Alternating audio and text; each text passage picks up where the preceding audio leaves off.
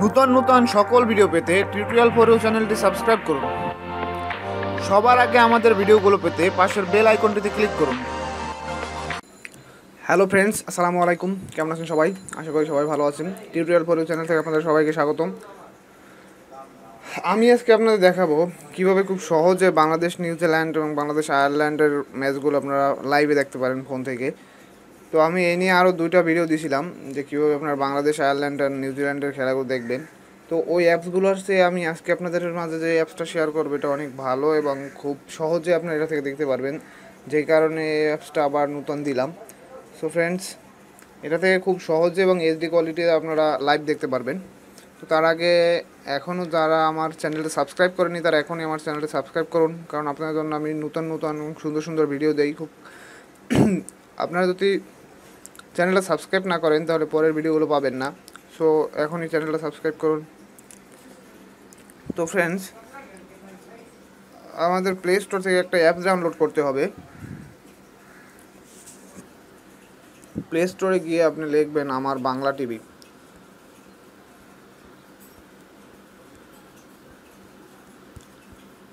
এই যে আমার বাংলা টিভি লিখে সার্চ দেবেন। এই যে অ্যাপসটা 4.3 রেটিংয়ের, খুব সুন্দর একটা অ্যাপস। আমার যতগুলো অ্যাপস শেয়ার করছি এবং আমি যতগুলো অ্যাপস খুঁজলাম তার ভিতরে এই অ্যাপসটা খুব সুন্দর। তো ফ্রেন্ডস, এটা আপনি ডাউনলোড করে নেবেন। আমার ডাউনলোড করা আছে, জাস্ট আমি ওপেন করলাম।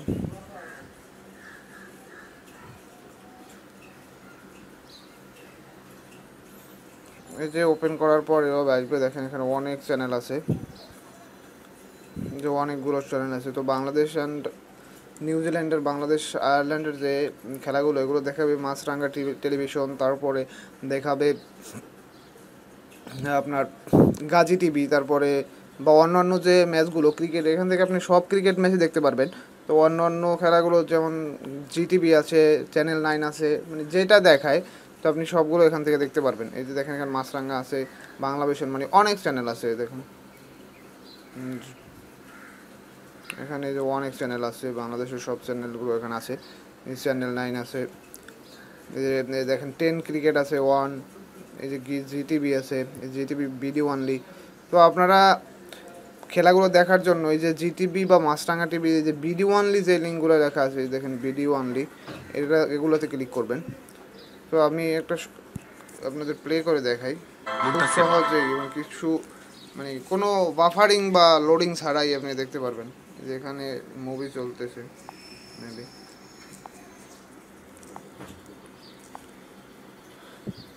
তারপরে এই যে আবার নিচে মাছরাঙ্গা টিভিতে প্লে করে দেখাই, মানে কোনো প্রকার বাফারিং ছাড়াই খুব সহজে, মানে কোনো লোডিং বা বাফারিং কিছুই নেই। এই যে মাছরাঙ্গা টেলিভিশন বিডি ওয়ানলি, এটাতে ক্লিক করুন।